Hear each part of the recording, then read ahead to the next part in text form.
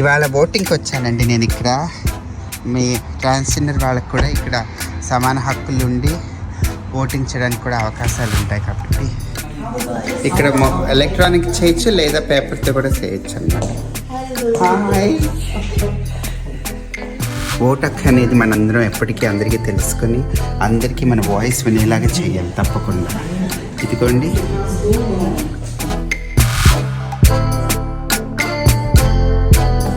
ఈ primary elections అనేవి ఒక విధంగా సెమీఫైనల్స్ అన్నమాట. ఈ సెమీఫైనల్స్లో ఎంతమందికి ఎన్ని ఓట్లు వచ్చినా ఫస్ట్ టాప్ 2 అంటే మొదటి ఫస్ట్ ర్యాంకు సెకండ్ ర్యాంకు వచ్చిన వాళ్ళ మధ్య ట్రంప్ కూడా పోటీ చేస్తున్నారు. వారిరువురు వేరు పార్టీలు అన్నమాట. అమెరికాలో మన భారతదేశంలో లాగా వేరు పార్టీలు ఉండవు. రెండే 2 పార్టీలు ఉంటాయి, రిపబ్లికన్ పార్టీ, డెమోక్రటిక్ పార్టీ. కానీ ఇది ప్రపంచంలో ఒక పెద్ద ఎలక్షన్ అన్నమాట. ప్రతి 4 సంవత్సరాలకి జరిగే ఎలక్షన్ చాలా పరిపూర్ణమైనవి, చాలా ప్రాముఖ్యత ఉన్నది కూడాను. ఇది ఇంకొక ఆదర్శం నాకేంటంటే, నేను భారతదేశాన్ని వదిలేసి రావటం జరిగింది కాబట్టి ఇప్పుడు నేను అమెరికాలో ఓటేయగలను, కెనడాలో ఓటేయగలను, కానీ ఇండియాలో ఓటేయలేను.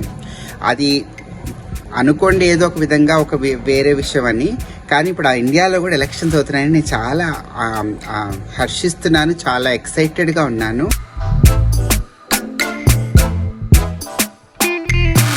ఈ దేశంలో చాలా ఎక్కువ అండి. ఎంత ఫస్ట్ నేషన్ చాలా ముందుకు సాగిపోతున్న భారతదేశం లాగా కంటే ముందు అమెరికా సాగిపోతుంది అంటారు కదా. కానీ అమెరికాలో గత 7-8 సంవత్సరాలుగా మన ట్రాన్స్జెండర్ వాళ్ళ మీద జరుగుతున్న ఈ లెజిస్లేషన్ ఉంది చూడండి, అది తట్టుకోగలిగిందే కాదండి అసలు. ఎందుకంటే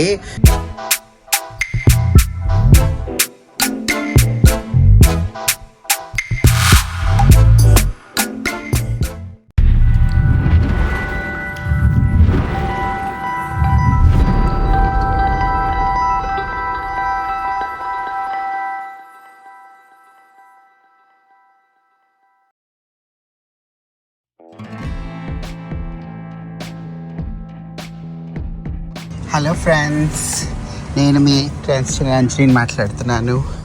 ఇవాళ ఓటింగ్కి వచ్చానండి నేను. ఇక్కడ మీ ట్రాన్స్జెండర్ వాళ్ళకు కూడా ఇక్కడ సమాన హక్కులు ఉండి ఓటింగ్ చేయడానికి కూడా అవకాశాలు ఉంటాయి కాబట్టి ఓటింగ్ చేయడానికి వచ్చాను. ఇదిగోండి, ఇక్కడ ఓట్ వేయడానికి వెళ్ళాలి లోపలికి. ఇప్పుడు మీకు ఓట్ వేయడం చూపిస్తాను అనమాట.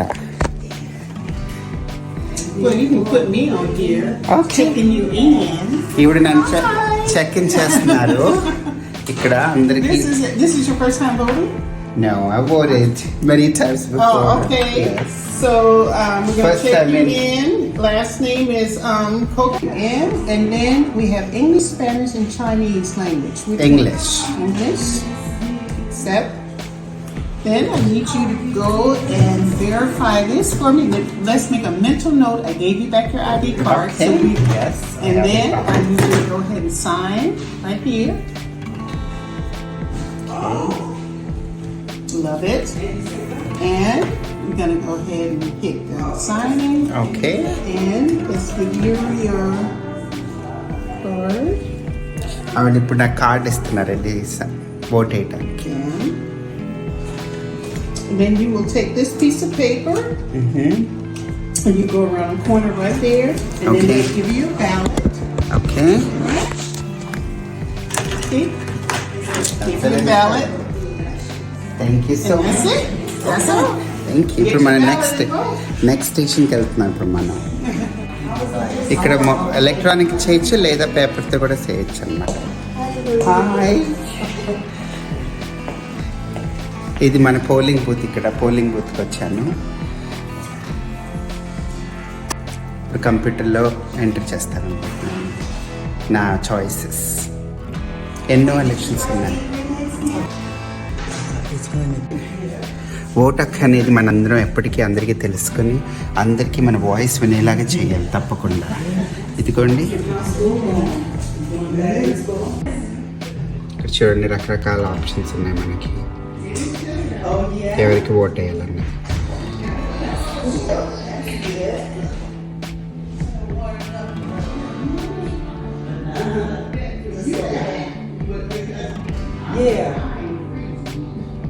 ఇది యునైటెడ్ స్టేట్స్ సెనేటర్, అంటే ఇండియాలో ఎంపీకి లెక్క అన్నమాట. ఇదిగోండి ఫోక్స్, నేను నా బ్యాలెట్ వేసేస్తున్నాను. Have you voted today? Make sure you vote. Exercise your right. Sure. So I just voted to make sure this country's democratic values live and remain in the hands of people, the voters. So please go out and vote today. Vote for us upholding democracy, human rights, peace, and most importantly, transgender respect. Vote. I voted. Did you? March 5th, 2024. So ఇవాళ చూసారు కదా, నేను ఎలాగా primary ఎలక్షన్స్లో March 5th వెళ్ళి vote వేశాను. నేను vote వేసిన చాలామందిలో అందరూ గెలిచారు. వాళ్ళలో ఒక్కళ్ళు తప్ప అందరూ మళ్ళీ నవంబర్లో మనం బ్యాలెట్లో చూడబోతున్నాం. ఈ ప్రైమరీ ఎలక్షన్స్ అంటే ఏంటి? అమెరికాలో ఎలక్షన్స్ ఎలా నడుస్తున్నాయి అనుకుంటున్నారా? ఇప్పుడు ఇది ఏంటవుతుందంటే, ఇప్పుడు మనం ఒక 100 మంది క్యాండిడేట్స్ ఉన్నారనుకోండి. ఈ ప్రైమరీ ఎలక్షన్స్ అనేవి ఒక విధంగా సెమీఫైనల్స్ అన్నమాట. ఈ సెమీఫైనల్స్లో ఎంతమందికి ఎన్ని ఓట్లు వచ్చినా ఫస్ట్ టాప్ 2 అంటే ఫస్ట్ ర్యాంకు సెకండ్ ర్యాంకు వచ్చిన వాళ్ళ మధ్య మళ్ళీ నవంబర్లో, అంటే అప్పుడు జనరల్ ఎలక్షన్స్, ఫైనల్ ఎలక్షన్స్. ఇప్పుడు ఇండియాలో ఎలాగైతే April 19th నుంచి ఎలక్షన్స్ మొదలవుతున్నాయో అలాగా ఈ ఎలక్షన్స్లో ఆ ఫస్ట్ 2 క్యాండిడేట్స్కి ఎవరికైతే ఎక్కువ ఓట్లు వచ్చాయో ర్యాంక్డ్ చాయిస్ అంటారు, వాళ్ళని పెట్టేసేసి బ్యాలెట్లో మళ్ళీ మనం వెళ్ళి ఓట్ వేయాలన్నమాట. అలాగా నేను వెళ్ళి అందరికీ ఓట్ వేయడం జరిగింది. అందులో ఇద్దరిద్దరు క్యాండిడేట్లు ప్రతి పొజిషన్కి వచ్చారు. ఇది దేశం మొత్తంలో అన్ని లెవెల్స్లో అవుతుంది. ఇప్పుడు మన మున్సిపల్ లెవెల్లో, మన మండల్ లెవెల్లో, అలాగే రాష్ట్రపు లెవెల్లో, పట్టణపు లెవెల్లో, అలాగే దేశం మొత్తం ఉండే లెవెల్లో అవుతుంది. మీ అందరికీ తెలిసే ఉంటుంది, ఒకప్పుడు ట్రంప్ అనే మనిషి దేశాన్ని పరిపాలించాడు ప్రెసిడెంట్ కింద. ఆ తర్వాత మనకి బైడెన్ అనే ప్రెసిడెంట్ వచ్చాడు. ఆయన మళ్ళీ ఇంకొక టర్మ్ రావటానికి మళ్ళీ పోటీ చేస్తున్నారు. ట్రంప్ కూడా పోటీ చేస్తున్నారు. వారిరువురు వేరు పార్టీలు అన్నమాట. అమెరికాలో మన భారతదేశంలో లాగా వేరు పార్టీలు ఉండవు. 2 పార్టీలు ఉంటాయి, Republican party, democratic party. Republican democratic party కాకుండా చిన్న పార్టీలు ఉంటాయి, కానీ అవి అంతగా పేరు పొందవు. వాటికి పెద్ద మేజర్ క్యాండిడేట్స్ ఉండరు అనమాట. సో ప్రైమరీ ఎలక్షన్ అంటే అది. ఇవాళ మీరు చూసినట్టు నేను ఒక ట్రాన్స్జెండర్ అయి ఉండి కూడా హక్కు అందరికీ ఉంటుంది ఇక్కడ. ఎవరికైనా సరే, ఎల్జీబీటీక్యూ వాళ్ళకైనా ఎవరికైనా సరే, everybody has equal rights to vote. Citizen అయి ఉండాలి, అది ముఖ్యం. నేను 2019లో సిటిజన్ అయ్యాను. అప్పటి నుంచి ఓటేస్తూ ఉన్నాను. ఎలక్షన్స్ ఏవైనా సరే, మీకు ఇప్పుడు అప్పుడప్పుడు మున్సిపల్ ఎలక్షన్స్ వస్తాయి, అవి కూడా వేయచ్చు ఓటు. లేదా మీకు రాష్ట్రపు ఎలక్షన్స్ వస్తాయి, అవి కూడా వేయచ్చు మీరు ఓటు. లేదా మీకు ప్రపంచం మొత్తం జరిగే, అదే అందరూ చూసే నేషనల్ ఎలక్షన్స్ ఉంటాయి కదా, అవి కూడా అన్నమాట. సో ఇప్పుడు మొదలుకొని వాళ్ళు అంతా క్యాంపెయినింగ్ అంతా చేసుకుని, ఇప్పుడు ఇంకా మార్చే కదా ఇది, ఏప్రిల్లోకి వెళ్తాం, మేలోకి వెళ్తాం, అన్నీ జరుపుకుంటూ నవంబర్లోకి పెద్ద ఎలక్షన్ అవుతుంది. మొత్తం దేశం మొత్తం ఎంతోమంది ఓటేస్తారు. అలాగని చెప్పేసి భారతదేశం అంతమంది ఓటర్లు లేరనుకోండి అమెరికాలో, కానీ ఇది ప్రపంచంలో ఒక పెద్ద ఎలక్షన్ అన్నమాట. ప్రతి 4 సంవత్సరాలకి జరిగే ఎలక్షన్ చాలా పరిపూర్ణమైనవి, చాలా ప్రాముఖ్యత ఉన్నది కూడాను. ఇంకోటి ఏంటంటే, ఇప్పుడు మన రాష్ట్రం కాలిఫోర్నియాలో నేను ఎక్కడైతే ఉంటానో అక్కడ కూడా చాలామంది మళ్ళీ రీఎలక్షన్స్కి నిలబడుతున్నారు. చాలామంది నా మంచి కోరేవాళ్ళు, శ్రేయోభిలాషులు, నేను ఆదర్శంగా తీసుకునే వాళ్ళు చాలామంది కూడా మళ్ళీ ఓట్లు చేస్తున్నారు. అందరికీ నేను వేసిన ఓట్లు అందరూ చాలా మటుకు గెలిచారు, ఒకళ్ళిద్దరికి మాత్రం కాలేదు. ఇప్పుడు నేను ఏ పార్టీ అని అడిగితే నేను రిజిస్టర్డ్ డెమోక్రాట్ నండి కాలిఫోర్నియాలో. అంటే నేను జో బైడెన్ పార్టీ అని అర్థం అన్నమాట. ఎందుకంటే ఒక ట్రాన్స్జెండర్ అయి ఉండి రైట్స్ అవన్నిటి కోసం డెమోక్రటిక్ పార్టీ అనేది చాలా కష్టపడుతుంది కింద మీద పడి. అందుకని చెప్పేసి నేను ఎప్పుడు ఆ పార్టీకే నా ఓటు చూపిస్తూ ఉంటాను.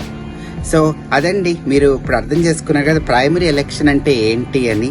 ప్రైమరీ ఎలక్షన్లో మనకి వచ్చేది చాలా మటుకు చిన్న తక్కువ ఓట్లు వచ్చినా ఎక్కువ మంది రాకపోయినా ఓట్లు వేయడం, ఎందుకంటే పెద్ద ఎలక్షన్ వచ్చినప్పుడు అందరూ వస్తారు.